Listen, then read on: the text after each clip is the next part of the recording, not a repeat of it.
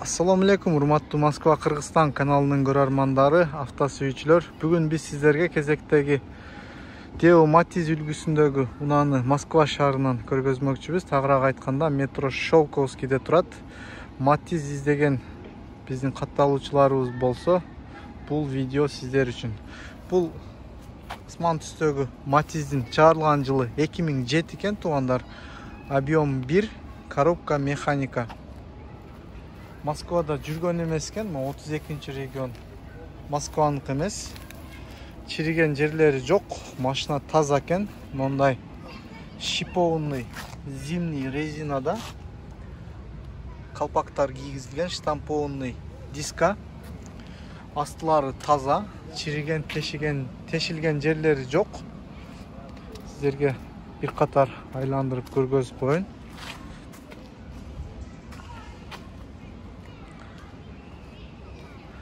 Шундай туугандар.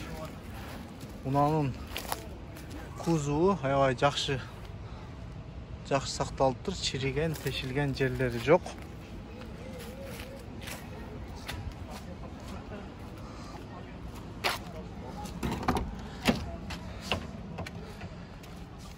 Неке туугандар.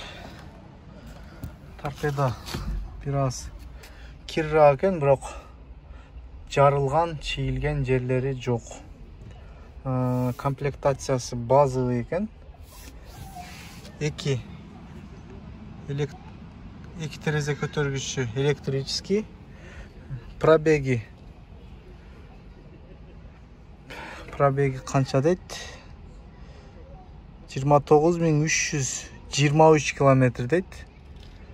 Неке туугандар, өзүңүздөр дагы көрсөңүздөр болот. Нештатный магнитофон орнотулган. Кондиционер жок экен, бирок. Объем 1, коробка механика.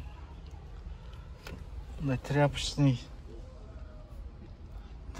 отургучтар.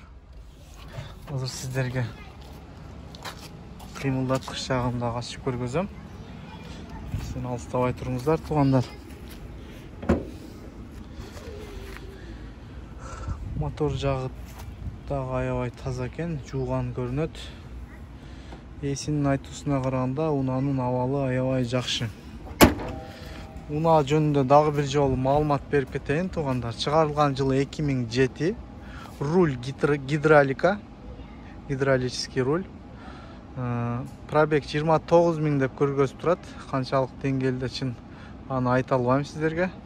Мунун баасы 110 000 рубль дейт эси. Аябай шашылыш түрдө сатылат экен. Эгерде бул унаа сиздерди кызыктырган болсо, ээсинин номерин описанияга калтырып кетем. Ээси менен байланышып, соодалашып алып кетсеңиздер болот, туугандар.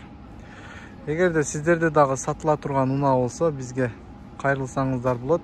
Номерлер каналда жазылуу. Реклама кылып беребиз. Андыктан кайрылыңыздар, туугандар. Видеону чыдап аягына чейин көргөнүңүздөргө чоң рахмат. Эгерде видео жаккан болсо, лайктан басыңыздар. Каналга каттала элек болсоңуздар, каналга катталып кетүүнү унутпаңыздар, туугандар.